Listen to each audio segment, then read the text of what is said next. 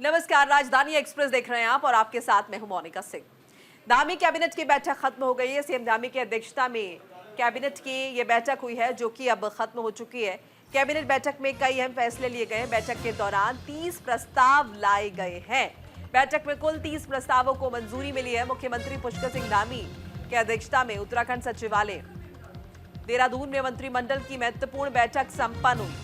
मंत्रिमंडल की इस बैठक में प्रदेश में मौजूद मलिन बस्तियों को अस्थायी राहत दिए जाने को लेकर साल 2018 में जारी अध्यादेश के कार्यकाल को 3 साल के लिए एक बार फिर बढ़ाए जाने के प्रस्ताव पर मंत्रिमंडल ने मुहर लगा दी है।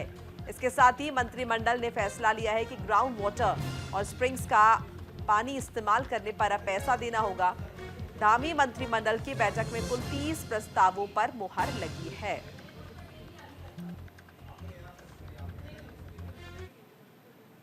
था ये माननीय मुख्यमंत्री उच्च शिक्षा शैक्षणिक छात्रवृत्ति योजना की आज स्वीकृति दी गई है। इसके संबंध में पूर्व में माननीय मुख्यमंत्री जी के सम्मुख इसमें एक एमओयू किया गया था।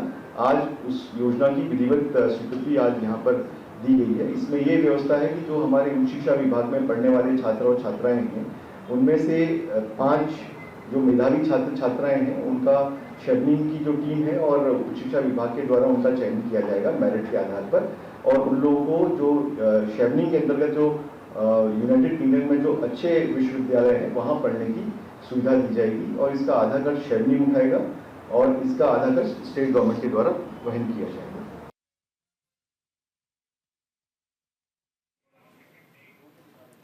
देखिए, धामी मंत्रिमंडल के महत्वपूर्ण फैसले आपको बता देते हैं। पहाड़ की आर्थिक स्थिति को मजबूत बनाने के लिए योजना बनी है। मानव वन्य जीव संघर्ष निधि नियमावली को मंजूरी मिली है। 1 साल में जीपीएफ में 5 लाख तक ही जमा कर पाएंगे। उच्च शिक्षा विभाग 5 मेधावियों को देगा खास तोहफा। उत्तराखंड सोसाइटी स्टार्टअप और 17 पद को मंजूरी मिली है। मलिन बस्तियों को राहत मिली है। इसके तहत विशेष प्रावधान संशोधन अध्यादेश को मंजूरी मिली है। सरकार मलिन बस्तियों के लिए अध्यादेश लाएगी, ये भी तय किया गया है योगी कैबिनेट की इस बैठक में, जिसमें कई अहम फैसले लिए गए हैं। देखिए, विशेष प्रावधान संशोधन अध्यादेश को मंजूरी जो है वो इस बैठक के दौरान दी गई है।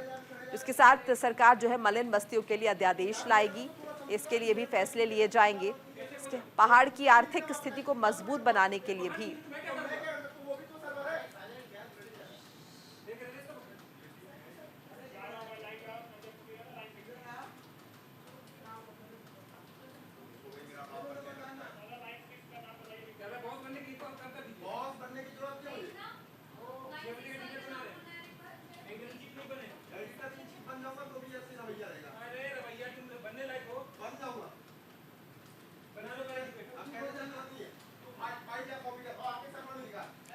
और ज्यादा इंफॉर्मेशन के लिए हमारे साथ जुड़ चुके हैं हमारे सहयोगी संजय पुंडी। संजय, कैबिनेट की बैठक खत्म हो चुकी है, जरा विस्तार से बताइए कौन कौन से अहम महत्वपूर्ण फैसले जो हैं वो इस दौरान लिए गए।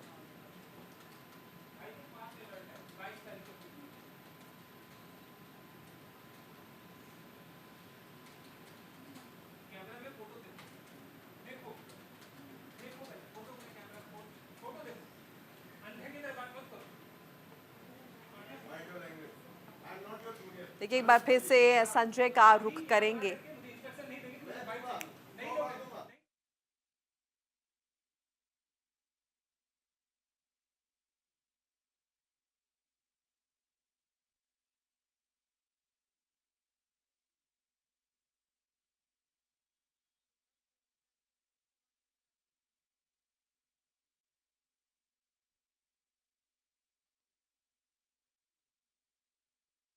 जो है इस दौरान इस बैठक में लिए गए हैं। एक बार फिर से संजय पुंडीर का रुख कर लेते हैं, संजय से संपर्क साधने की कोशिश करते हैं। संजय, क्या आप तक हमारी आवाज पहुंच रही है? तो देखिए, जिस बैठक का हम लगातार यहाँ पर जिक्र कर रहे हैं, मुख्यमंत्री पुष्कर सिंह धामी की कैबिनेट बैठक जो कि अब खत्म हो चुकी है, तो इस बाबत क्या कुछ अपडेट आपके पास है, जरा बताइए। देखिए, आज मुख्यमंत्री पुष्कर सिंह धामी की अध्यक्षता में कैबिनेट की अहम बैठक हुई है, जिसमें कैबिनेट के सभी मंत्रियों ने प्रतिभाग किया है। साथ ही आज 30 प्रस्ताव पर मोहर लगी है, क्योंकि राज्य सरकार का यही प्रयास है, जो सरकार की योजनाएं होती है वो आम जन तक पहुंचे। यही वजह है कि जो आज महत्वपूर्ण फैसले लिए गए हैं, जिसमें जो मलिन बस्ती थी उनका जो अध्यादेश है उसको भी बढ़ा दिया गया है, क्योंकि हम लगातार देख रहे थे विपक्ष भी लगातार हमलावर था। आज उनकी कहीं ना कहीं जो मियाद थी वो खत्म हो रही थी। इसके लिए इसके साथ ही पहाड़ की आर्थिक स्थिति मजबूत करने के लिए कई ऐसे कदम उठाए गए हैं। कहीं ना कहीं सरकार के जो महत्वपूर्ण फैसले हैं वो आज लिए गए हैं। जी बिल्कुल, 30 प्रस्तावों की लंबी चौड़ी सूची जो है यहाँ पर बताई गई है संजय। और इसके साथ साथ अगर हम देखें तो सबसे ज्यादा ऐसे कौन से वो फैसले हैं जिनका सीधे आम जनता से सरोकार है? लगातार हम देख रहे हैं कि आयुष्मान योजना हो और पहाड़ की आर्थिक स्थिति के लिए जिस तरह से अभी हम जिक्र कर रहे थे कि जो पहाड़ के लोग होंगे वो कहीं ना कहीं IITBP जवानों के लिए मटन की व्यवस्था करेंगे। तमाम ऐसे जो कदम है वो सरकार के द्वारा उठाए गए हैं। यानी कह सकते हैं कि राज्य सरकार यही प्रयास कर रही है कैबिनेट की बैठक में, जो 30 ऐसे महत्वपूर्ण कदम है, महत्वपूर्ण फैसले हैं जिन पर मोहर लगाई गई है। जी बिल्कुल, और अगर हम देखें तो यहाँ पर उच्च शिक्षा को लेकर भी कुछ कहा गया है, जरा उसको लेकर बताइए कि उच्च शिक्षा विभाग को क्या क्या जो है बड़ा तोहफा दिया गया है इस कैबिनेट बैठक के दौरान। देखिए, शिक्षा के क्षेत्र में लगातार ही जो राज्य सरकार है वो कदम उठा रही है, क्योंकि हम लगातार देख रहे थे कि जिसमें जो लोग थे जो लगातार ही कई सालों से मांग भी कर रहे थे, तो कई ऐसे महत्वपूर्ण कदम है जो आज यहाँ पर उठाए गए हैं। हालांकि जिस तरह से आज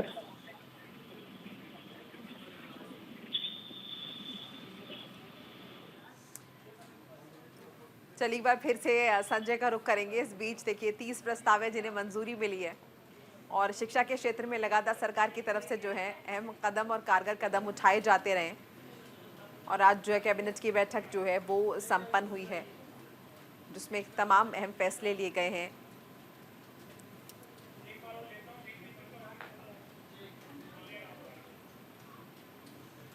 एक बार फिर से संजय पुनीर का रुख कर लेते हैं। संजय, अगर हम लगातार देख रहे हैं डेवलपमेंट जो है वो हो रहा है उत्तराखंड राज्य में, वही अगर हम उत्तराखंड सोसाइटी स्टार्टअप की बात करें तो इससे लेकर क्या कुछ फैसला जो है वो लिया गया है बैठक में?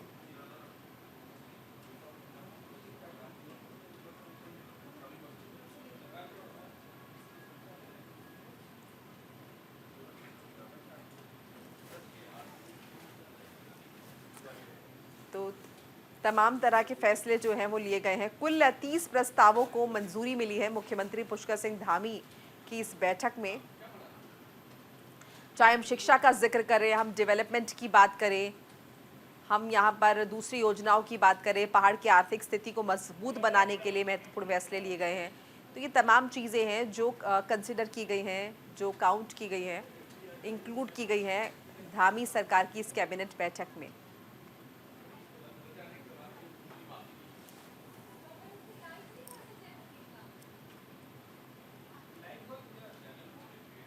चलिए आगे बढ़ जाते हैं। कैबिनेट बैठक के दौरान मंत्री सुबोध उनियाल की तबीयत बिगड़ गई है। कैबिनेट मंत्री सुबोध उनियाल बैठक छोड़कर निकले। तबीयत खराब होने के चलते कैबिनेट बैठक छोड़ अस्पताल पहुंचे मंत्री। निकलते समय मंत्री गणेश जोशी ने रोककर हालचाल पूछा। मंत्री बोले ठीक नहीं लग रही है तबीयत। स्वास्थ्य मंत्री के PRO दून अस्पताल लेकर मंत्री को पहुंचे। देहरादून में CM धामी की अध्यक्षता में मंत्रिमंडल की बैठक शुरू हुई थी, तभी अचानक कैबिनेट मंत्री सुबोध उनियाल बैठक छोड़कर बाहर निकल गए। कैबिनेट मंत्री गणेश जोशी ने बताया कि मंत्री सुबोध उनियाल की तबीयत नासाज है और इसी वजह से उन्हें बैठक छोड़कर जाना पड़ा। कैबिनेट मंत्री सुबोध उनियाल की तबीयत खराब हो गई है। इसके बाद उन्हें निजी कार से दून मेडिकल कॉलेज के इमरजेंसी ले जाया गया, जहां डॉक्टर्स ने उनका इलाज किया है। तकरीबन 1 घंटे बाद उनकी हालत में सुधार होने पर उन्हें अस्पताल से छुट्टी दी गई है।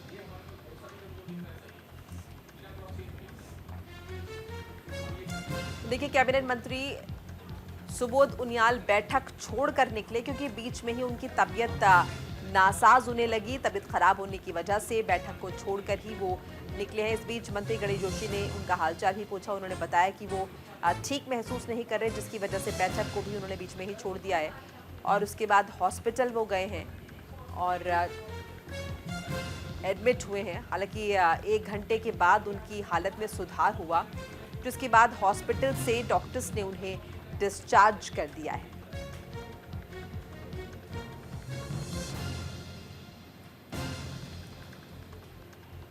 तो देखिए, कैबिनेट बैठक आज उत्तराखंड में हो रही थी, जिसमें तमाम बड़े फैसले लिए गए और उसी बैठक के दौरान जो है कैबिनेट मंत्री सुबोध उनियाल की तबीयत बिगड़ी, तबीयत उन्हें नासाज लगी।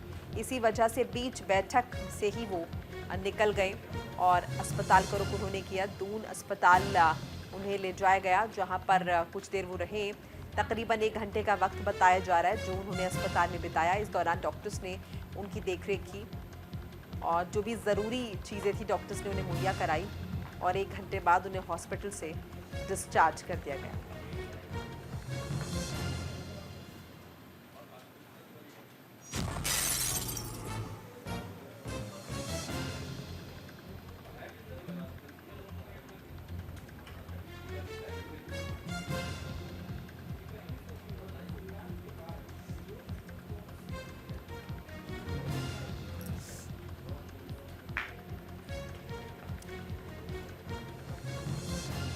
तो देखिए, मंत्री ने खुद बताया कि उन्हें उनकी तबीयत ठीक नहीं लग रही है, जिसकी वजह से वो अपनी बैठक के दौरान भी मौजूद नहीं रह पाए और बीच में ही बैठक को उन्होंने छोड़ दिया और उसके बाद वो निकल पड़े।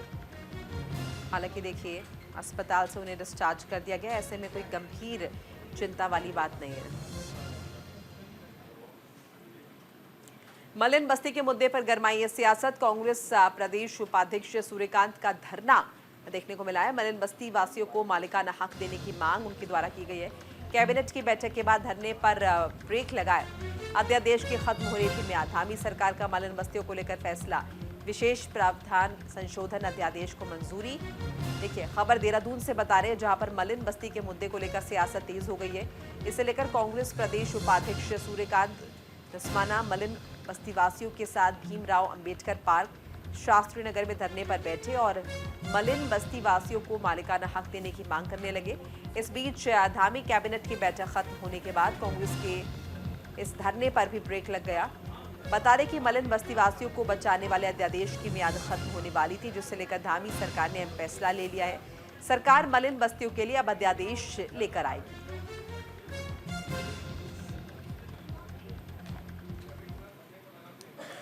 विकासनगर के बादामावाला क्षेत्र में लोग पानी के बिलों में बेतहाशा बढ़ोतरी होने से खासे परेशान हैं। जल संस्थान की कार्यशैली से खफा ग्रामीणों ने बीते दिन भी जल संस्थान के कार्यालय पर जबरदस्त विरोध प्रदर्शन किया था, जिसके बाद अब ग्रामीणों ने जल संस्थान के अधिकारियों के साथ बैठक कर बिजली के बिलों को कम करने को लेकर ज्ञापन दिया है। ग्रामीणों का आरोप है कि तकरीबन 3000 ग्रामीणों के बिल 2000 रुपए से ज्यादा आ रहे हैं।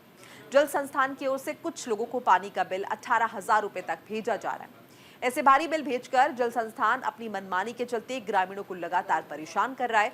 ग्रामीणों ने चेताया कि अगर जल संस्थान ने जल्द ग्रामीणों को राहत नहीं दी तो उग्र आंदोलन के साथ ग्रामीण भूख हड़ताल करने से भी पीछे नहीं हटेंगे।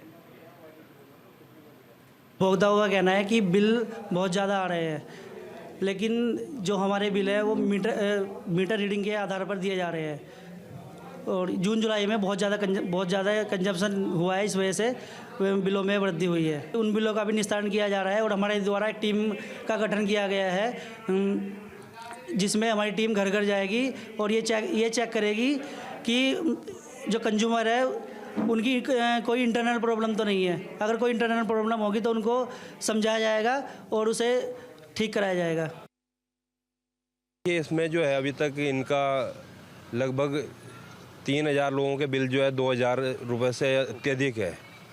तो इसी उसमें जो आज हमने ज्ञापन दिया है, यहाँ पर ये जेई राहुल को हमने आज ज्ञापन दिया और इसमें इन्हें जो है 10 तारीख तक का हमने समय भी दिया है कि 10 तारीख तक अगर जो है आपने इन बिलों को सही नहीं किया गया तो हम जो है इसमें उग्र आंदोलन करेंगे और यहाँ पर जो है धरना प्रदर्शन भी करेंगे और ये भी हो सकता है कि जो है हमें भूख हड़ताल पे भी यहाँ पर बैठना पड़े।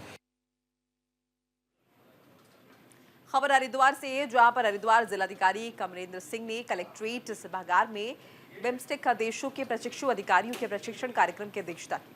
कार्यक्रम में जिले की प्रशासनिक और पुलिस व्यवस्था, प्रशासनिक ढांचे और विकासात्मक गतिविधियों के बारे में जानकारी दी गई। प्रशिक्षु अधिकारियों की जिज्ञासाओं का समाधान भी किया गया। इसके साथ ही प्रशासनिक योजनाओं के धरातलीय कार्यान्वयन की जानकारी देते हुए उन्हें जिला मुख्यालय और तहसील रुड़की की व्यवस्थाओं का भ्रमण करवाया गया। बता दें कि इससे पहले भी बिम्स्टेक देश के प्रशिक्षु अधिकारी यहां प्रशिक्षण ले चुके हैं।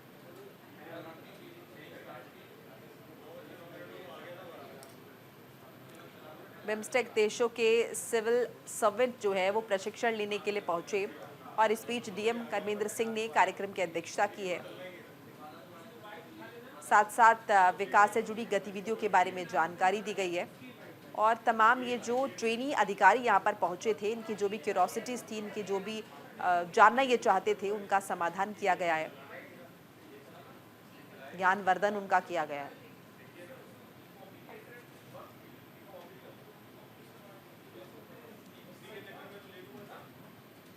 हल्द्वानी में देर रात पथराव की घटना हुई है। महिला व्यापारी के घर पर हमला हुआ है। सीसीटीवी कैमरे में कैद हुई है पूरी वारदात। मामले की जांच में फिलहाल पुलिस जुटी हुई है। हल्द्वानी में पुलिस ऑपरेशन रोमियो चलाकर रात में बेवजह सड़कों पर घूमने और शराब पीने वालों को सबक सिखा रही है। वहीं इस बीच हल्द्वानी में महिला व्यापारी नेता के घर पर असामाजिक तत्वों ने पथराव किया है। महिला की तहरीर पर पुलिस ने मुकदमा दर्ज कर आरोपियों की तलाश शुरू कर दी है। घटना रात की बताई जा रही है। मोटरसाइकिल सवार कुछ शरारती तत्वों ने मुखानी क्षेत्र में जमकर उत्पात मचाया और व्यापार मंडल की महिला प्रदेश महामंत्री की दुकान और घर को निशाना बनाते हुए पथराव किया गया। आरोपी घटना को अंजाम देकर फरार हो गए, लेकिन उनकी हरकत वहां लगे सीसीटीवी में कैद हो गई।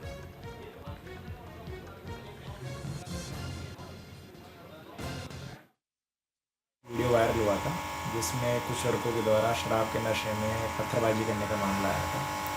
पुलिस ने इस मामले में तत्काल एफआईआर लिखी और इसमें शामिल 3 लोगों को गिरफ्तार कर लिया और जो बाकी लोग हैं उनको भी जल्दी गिरफ्तार कर लेंगे। शहर में इस तरीके का माहौल करने वाले और इस तरीके की जो घटना। हरिद्वार में छात्राओं ने कॉलेज में की है तालाबंदी। स्टाइपेंड की मांग को लेकर किया है प्रदर्शन। गुरुकुल आयुर्वेद कॉलेज के बाहर किया गया है विरोध। इंटर्न डॉक्टर्स ने कॉलेज के गेट पर ताला जड़ दिया है। उत्तराखंड आयुर्वेद यूनिवर्सिटी में स्टाइपेंड न मिलने से इंटर्न डॉक्टर्स में आक्रोश है। हरिद्वार के गुरुकुल आयुर्वेद कॉलेज परिसर में स्टाइपेंड न मिलने से नाराज इंटर्न डॉक्टर्स ने कॉलेज के गेट पर तालाबंदी कर हंगामा किया और विश्वविद्यालय प्रशासन के खिलाफ नारेबाजी की। हालत यह है कि जो मरीज या स्टाफ अंदर ही रह गए और जो मरीज स्टाफ बाहर थे वो बाहर ही रह गए। दरअसल प्रशिक्षु छात्रों को तकरीबन 10 महीने से उनका स्टाइपेंड नहीं दिया गया है। प्राचार्य विश्वविद्यालय कुलपति से कई बार बात करने के बाद भी उनकी समस्याओं का समाधान नहीं हुआ। इसीलिए यूजी छात्रों ने जो मेन गेट है उसमें ताला जड़ दिया। कॉलेज प्रशासन और मरीज तीमारदारों की ओर से पुलिस को सूचना दी गई है। वहीं पुलिस टीम मौके पर पहुंची और छात्रों से बातचीत के बाद गेट खोलने को तैयार हुए। इस घटना के कारण तकरीबन 2 घंटे तक लोग परेशान हुए। वहीं कॉलेज प्रबंधन का कहना है कि शासन की ओर से जल्द बजट दिया जाएगा। बजट आने के बाद सभी इंटर्न्स को स्टाइपेंड का भुगतान कर दिया जाएगा। देंगे हमारा स्टाइपेंड, लेकिन अभी तक 9 मंथ हो चुका है, 10th मंथ चल रहा है ये, लेकिन अभी तक कोई स्टाइपेंड नहीं है। किसी बारे में कोई बात नहीं करता है। हम प्रशासन से बात करते हैं, जो यहाँ का स्टाफ है, मतलब जो भी है, शासन वगैरह सबसे बात करिए हम, लेकिन कोई ना एप्लीकेशन का रिप्लाई करते हैं ना कोई बात करने के। सर हमारे पास ये समस्या आ रही है कि अब हमें 6 साल हो चुके हैं यहाँ पर, लगभग हमें 6 साल हो चुके हैं। हमारे घर वाले अब कब तक हमारा फाइनेंशियल प्रॉब्लम, कब तक हमारा बोझ उठाएंगे? आप बता सकते हो कि इतने साल हो चुके हैं हमें। ये है कि पीछे से बजट के अभाव में, है ना, जो 2 मद होते हैं उनमें पैसा नहीं आया था और अब जो है ना उस पर कार्रवाई हो गई है और संभवतः जो है ना जैसे ही अभी 2-3 दिनों में इस पर कार्रवाई हो जाएगी। अखाड़ा परिषद अध्यक्ष और साधु संतों ने मध्य प्रदेश के मुख्यमंत्री डॉक्टर मोहन यादव के फैसले का स्वागत किया है। हरिद्वार की तर्ज पर साधु संत उज्जैन में भी स्थायी आश्रम बना सकेंगे। सिंहस्थ 2028 के संदर्भ में साधु संतों के स्थायी आश्रम को लेकर मुख्यमंत्री डॉक्टर मोहन यादव के फैसले का स्वागत किया गया। अखिल भारतीय अखाड़ा परिषद मां मनसा देवी ट्रस्ट हरिद्वार के अध्यक्ष और सचिव पंचायती निरंजनी अखाड़ा के महंत रविंद्र पुरी महाराज ने मुख्यमंत्री डॉक्टर यादव के फैसले को विकासात्मक बताया है।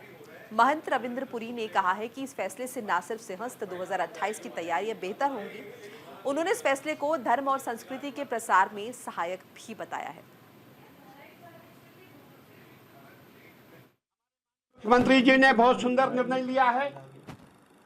उनका विजन है कि उज्जैन दिव्य और भव्य बने और आने वाला जो कुंभ है बहुत ही सुंदर कुंभ हो। और हमारे माननीय मुख्यमंत्री जी ने ये कहा है जितने भी हमारे संत महात्मा हैं जिनकी भूमि वहाँ पे है उस भूमि में कार्य हो।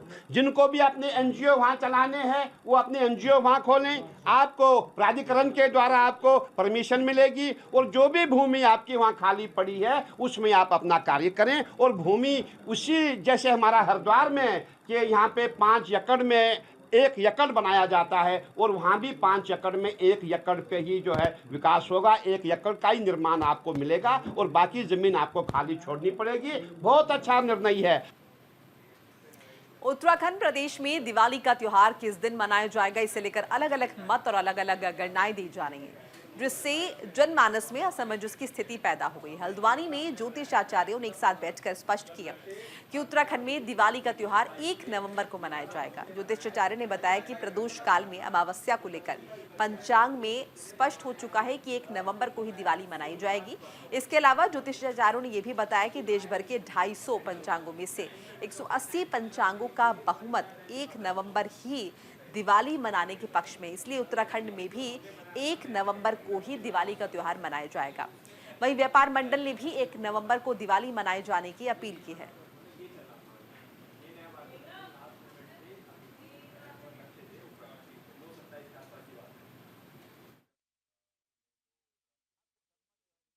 सिंधु वगैरह जितने भी शास्त्र हैं वो ये कहते हैं कि अब जैसे हमारा दोनों दिन प्रदोष काल में वापस मिल रही है। पहले दिन जो है प्रदोष काल से लग रही है, उदया तिथि से चतुर्दशी चल रही है। तो उसमें क्या है, जो तंत्र पूजा वाले हैं उनको पूरी रात्रि अमावस चाहिए, तो वो तो 31 के जोड़ में। और जो हम लक्ष्मी पूजा हमें उदया तिथि से लेकर प्रदोष काल तक हमें अमावस मिल रही है। तो महालक्ष्मी पूजन वाले जो हैं स्वाति नक्षत्र में उसी दिन 1 तारीख के दिन ही महालक्ष्मी पूजन करेंगे। दीपावली को लेके आप सोशल मीडिया संचार सेवाएं जितनी भी चल रही है उसमें आप देख रहे हैं विवाद की स्थिति उत्पन्न हुई पड़ी है, जो कि हिंदू सनातन धर्म के लिए अच्छी बात नहीं है। इससे हम उपहास का पात्र बन रहे हैं समाज में। ये आप देख रहे हैं, ये विघटन की स्थिति उत्पन्न कर रही है हिंदू समाज में, जो कि हमारे आने वाले भविष्य के लिए बहुत अच्छी बात नहीं है। इसको हम अपने जो हमारे धार्मिक ग्रंथ हैं उसी के हिसाब से इसका निर्णय दिया जाना चाहिए, जो मैंने अपने आलेख के माध्यम से भी सभी समाचार पत्रों को भेजा है। तो इसमें नियम ये होता है कि यदि प्रदोष काल में 2 दिन अमावस्या तिथि पड़ रही हो, जिस दिन उदय व्यापिनी तिथि, उदय व्यापिनी का अर्थ होता है सूर्योदय के समय तिथि उपलब्ध हो और सूर्यास्त के समय भी वो 24 मिनट तक यदि व्याप्त है तो अगले दिन ही दीपावली पर्व मनाना चाहिए, ऐसे हमारे धर्म ग्रंथों में लिखा गया है। ये हमारे सम्मानित जो इस क्षेत्र के बहुत बड़े ज्योतिषाचार्य जिन सबको हमने बुलाया है, इन सबका मत हमने जाना है। इन सबका मत यहाँ पर एक रूपता लाने के लिए, क्योंकि ये हम लोग व्यापार मंडल भी समाज का एक बहुत बड़ा अंग है और हम उस अंग का अपना जो है दायित्व निभा रहे हैं कि इन महानुभावों को, हमारे जो इस क्षेत्र के जो ज्योतिषाचार्य हैं, सबको बुला के हमने कहा कि भाई एक दिन मनाने के लिए आप अखबारों में दीजिए, समाचारों में दीजिए और प्रेस न्यूज, इलेक्ट्रॉनिक मीडिया में दीजिए। तो इसलिए आज ये सब आए हैं और सबका एक मत है कि 1 नवंबर को ही दीपावली मनाई जाएगी। भारतीय किसान यूनियन तोमर के बैनर तले मंगलवार को किसान रुड़की तहसील पहुंचे। इस दौरान किसानों और पुलिस कर्मियों में तीखी नोकझोंक हुई। किसानों ने पुलिस के बैरिकेड तोड़ दिए और फिर तहसील परिसर पहुंचे और जॉइंट मजिस्ट्रेट को अपनी मांग को लेकर ज्ञापन सौंपा। किसानों ने कहा कि 6 अगस्त को जिन कार्यकर्ताओं के ऊपर मुकदमे दर्ज हुए हैं वो झूठे हैं, उन सभी मुकदमों को वापस लिया जाए। अगर ऐसा नहीं किया गया तो किसान धरना प्रदर्शन करेंगे। रुड़की में यहाँ पर एक तहसील में बड़ी पंचायत का आयोजन किया गया है।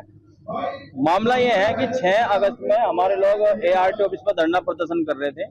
धरना प्रदर्शन शांतिपूर्वक खत्म हुआ, जिसमें माइक में खुद आके मैडम ने किसानों के बीच कहा कि भाई धरना शांतिपूर्वक समाप्त किया गया है और जल्दी समस्या का समाधान कराया जाएगा।